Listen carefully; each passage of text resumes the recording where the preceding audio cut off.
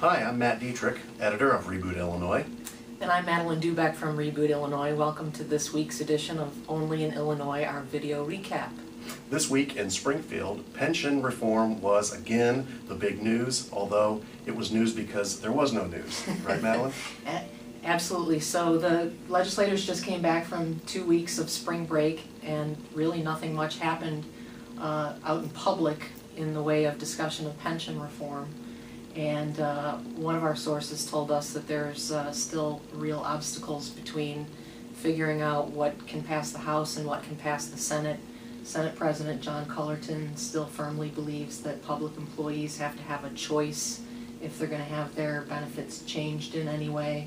The House hasn't had that belief and that approach, and that continues to be a problem. But you also thought that there may be some different strategies going on in the House. Well, before they went on break, House Speaker Michael Madigan had called several pension reform bills with individual components in them, and a few of them that were very significant passed, including elimination of the compounded annual cost of living adjustment.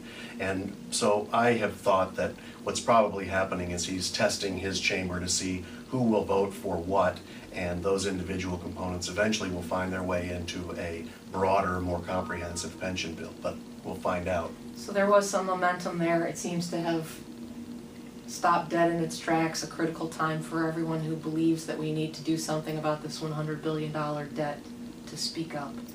Meanwhile, there was actually a debate about school choice in the House this week. School choice is a much coveted idea among especially Republicans in all 50 states actually, but here in Illinois too, because right next door in Indiana there is a school voucher, school choice program.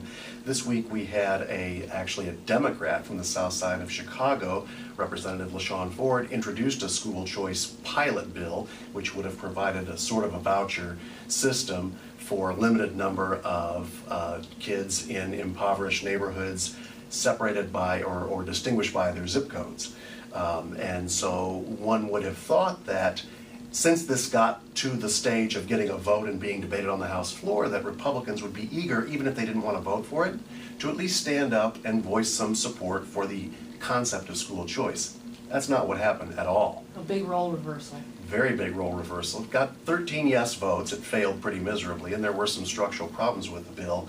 But still, with Republicans, you would have thought that at least if they were going to vote no, they could have at least said, I'm voting no, but I like this idea and concept. That's not what happened. We've got an editorial on our website that explains more. And where were the rest of the Democrats? Were there any support from any other Democrats who want something done about some of the schools in Chicago? Representative Ford did get 7 votes from his own party, which is encouraging because generally Democrats are not in favor of this issue. But still a long way off. Still a long way off. All right, well that's it for this week's edition. Thanks for tuning in. Check out rebootillinois.com, and we'll see you next week on Only in Illinois.